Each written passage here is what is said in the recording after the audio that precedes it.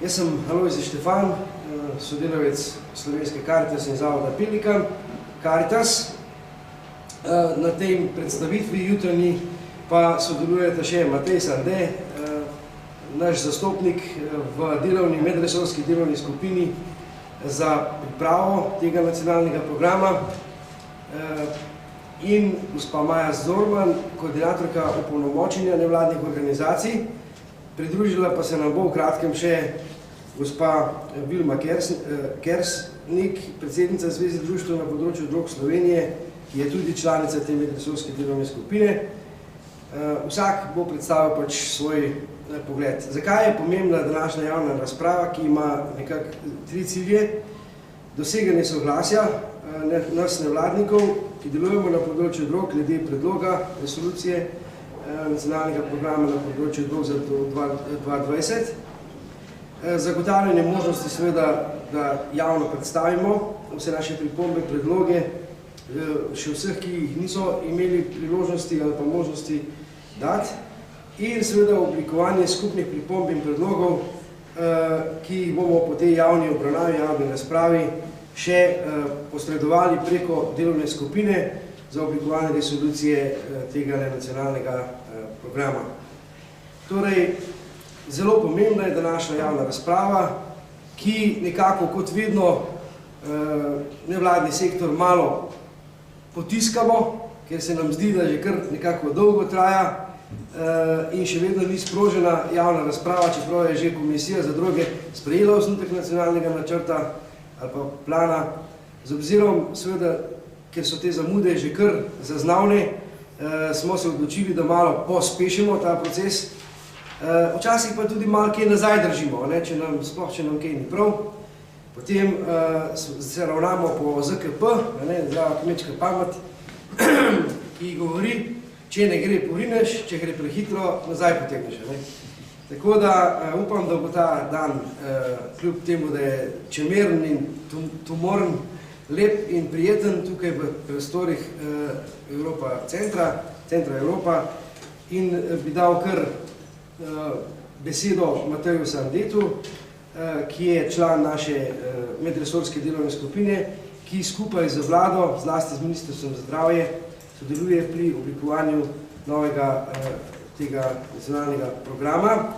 In dokje smo nekako prišli, bo v kratkem povedal Matej. Ja, hvala. Prišli smo verjetno kar daleč, to pomeni, da smo prvič do zdaj nevladne organizacije lahko na tak sistematičen in organiziran način sodelovali pri pripravi nacionalnega programa. In imeli smo nekako 2 izhodišči, ki smo jih nevladne organizacije pripravili, in sicer to, da bi nekako dosegali, da se bodo cilji tega nacionalnega programa uresničevali in da bomo zraven pri pripravi akcijskega načrta, to za razliko od prejšnjega nacionalnega programa, kjer ta akcijski načrt ni bil sprejet. Zdaj, pomembna stvar, v kateri smo razmišljali, je to, da moramo poudariti vlogo nevladnih organizacij, zato ker upravljamo en zelo velik del socialno-varstvenih storitev na področju drog, in se ta status uredi in se mu da nekako pomen in priznava. Zdaj, imeli smo nekaj področji, ki smo jih hoteli posebej urediti, recimo področje preventive, zmanjševanja škode, potem statusa nekaterih prepovedanih drog. In glede tega smo predvsem vztrajali na tem, da se v nacionalni program zapiše recimo spodbujanje zdravega življenjskega sloga, da se nekako naredi kriterije za izbor programov v šolah. Pri zmanjševanju škode je bil poudarek na varnih sobah za iniciranje in na menjavi iger v zaporih. To so bile nekako glavne stvari, ki smo jih pri teh vsebinskih stvareh poudarjali. Druga stvar pa je bila, da smo hoteli urediti oziroma malo izboljšati status nevladnih organizacij, se pravi, da se profesionalizacija dvigne, da imamo v njih boljše pogoje za delo in podobno. Zdaj, tukaj smo danes zato, da smo še nekako pred javno razpravo pogledamo še v širšem krogu, če so kakršnekoli pripombe na to, in jaz bi se bolj povabil, da ste na nadaljnji debati poslušate podrobnosti glede stvari, ki se dogajajo. Hvala lepa, gospod Matej. Zdaj pa bi dal kar besedo gospi Maji, ki deluje na pomembnem področju, kajti Nevladne organizacije smo mnogokrat, sploh pa pri pripravi tako pomembnih dokumentov, kot so strateški dokumenti na področjih, kjer delujemo, potrebujemo tako imenovano opolnomočenje. Se pravi, da nam, kaj pomeni to, da nam da nekdo polno moč, da se borimo za svoje ideale in za potrebe, za uresničitev pravic in potreb naših uporabnikov in naših ljudi, ki jim pomagamo in ki jim stojimo ob strani in ki jih tudi nekako zastopamo in zagovarjamo preko naših organizacij in preko forumov, različnih formulov, ki nam jih bodi si javni sektor, bodi si drugi ponudijo. Kaj ste želeli sporočiti v tem smislu vašega dela, prosim? Hvala. Jaz bi predstavila projekt z nazivom Opolnomočenje nevladnih organizacij na področju zmanjševanja škode, informiranje, znanje in povezovanje. Nosilec tega projekta je Združenje Drogart, izvaja ga pa skupaj s partnerskimi organizacijami, ki so ključne na področju zmanjševanja škode. Sicer so te partnerske organizacije Društvo Stigma, Društvo Zdrava pot ter Zveza nevladnih organizacij na področju zmanjševanja škodljivih posledic drog. Torej, glavni namen projekta je, kot že samo ime pove, opolnomočenje in razvoj nevladnih organizacij, ki delujejo na področju zmanjševanja škode oziroma zmanjševanja škode zaradi prepovedanih drog in alkohola.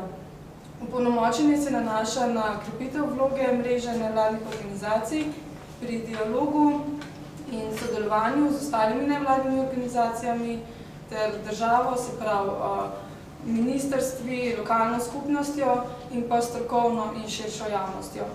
Eden od namenov projekta je tudi oživitev dela obstoječe organizacije nevladne, in sicer je to organizacija Zveza nevladnih organizacij na področju zmanjševanja škodljivih posledic drog. In sicer želimo tekom projekta jo spodbuditi, da bo začela upravljati svojo nalogo, se pravi združevanje in zastopanje nevladnih organizacij na področju zmanjševanja škode. Se pravi, je projekt namenjen nevladnim organizacijam, poleg teh pa tudi medijem, ki ozaveščajo, ki poročajo o tematiki drog in tako ozaveščajo javnost. Namenjen pa je tudi gospodarskim družbam, ki se bojo vključile v program ozaveščanja, predvsem preko sponzorskih in donatorskih sredstev. Zdaj, če predstavim še cilje, ki jih bomo v projektu zasledovali, to so predvsem doseganje enakih možnosti za sodelovanje nevladnih organizacij na področju zmanjševanja škode z ostalimi nevladnimi organizacijami, lokalno skupnostjo ter pa resornimi ministrstvi. Drugi cilj je povečanje kakovosti nevladnih organizacij, se pravi preko izobraževanja, spodbuditi nevladne organizacije, da bodo pridobila strokovna znanja in pa kompetence. Tretji cilj je aktivno sodelovanje pri civilnem dialogu ob pripravi novega nacionalnega programa, zato ko smo danes tukaj, in pa tudi pri ostalih zakonodajnih pobudah, spremembah z področja sociale. Tretji cilj je potem, četrti cilj pa je promocija nevladnega sektorja, in sicer preko prenosa dobrih praks in pa preko ozaveščanja javnosti z mediji in pa gospodarskimi družbami. Zdaj se pravi, da bomo z mreženjem, širjenjem civilnega dialoga in izobraževanjem opolnomočili nevladne organizacije z področja sociale, kajti povezane nevladne organizacije bodo bolj pripravljene za kakovostno partnerstvo z javno upravo. Tako na kratko o našem projektu. Več pa si lahko tudi preberete na spletni strani projekta, to je www.zmanjševanje-škode.si. Hvala lepa. Zelo kratka in jedrnata predstavitev projekta, ki je res odličen in potreben. Seveda tudi Zveza društev na področju drog je organizirala kar nekaj dejavnosti in pravzaprav nekako stoji tudi v ospredju teh prizadevanj. Že v Mariboru smo imeli konferenco na to temo, ki se je odložila večina predstavnikov nevladnega sektorja, ki deluje na tem področju. Potem tudi pripravila je Zveza raziskav, s pomočjo katere smo na nek sistematičen način ugotavljali stališča in predloge nevladnega sektorja, ki deluje na tem področju glede novega nacionalnega programa, in vsi ti prispevki Predlogi stališča so objavljeni tudi na spletni strani www.zveza-nvo.si. To boste hitro našli, če Zveza drog tipkate v vaš iskalnik. No, nam se pridružila se nam je tudi gospa Vilma Kersnik, predsednica Zveze društva na področju drog Slovenije, ki bo pa danes ali pa zdajle spregovorila predvsem o preventivni platformi in njenih pogledih na to problematiko. Ja, Zveza je ena od partneric v vsebinski mreži nevladnih organizacij z področja zdravja, na kratko preventivna platforma, kjer smo pač pod nosilko zavodom Utripom in še s partnerjem Rdeči križ Slovenije za 2 leti dobili nekako mandat strani Ministrstva za javno upravo, ki je v okviru evropskih sredstev iz skladov pač podelil nam naloge, da bomo v Sloveniji vzpostavili to preventivno platformo, kar pomeni predvsem narediti posnetek stanja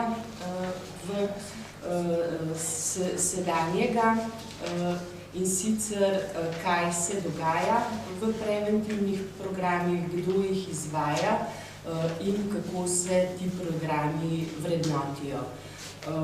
Na podlagi teh rezultatov, ki jih bomo dobili, pa bomo s pomočjo svetovanja organizacijam in s pomočjo tudi teh takih posvetov, kot je danes, in različnih konferenc in drugega osveščanja javnosti pač poskušali prvič zagotoviti učinkovite te podpore okolja, potem pa oblikovati tudi kakovostne predloge sprememb javnih politik na tem področju, kar je zdaj skoraj nujno, če želimo, da bo preventiva res učinkovita in da bomo res imeli ene merljive kazalce, kaj vlagamo in kakšen je output pač v tem delu. Tako da ta širitev multidisciplinarne mreže naj bi se zgodila ob koncu, potem pa z tega popisa preventivnih obstoječih dejavnosti s pomočjo evalvacijskih orodij bi ena taka priporočilna, ne vem, lahko rečem temu lista programov in načina dela nastala.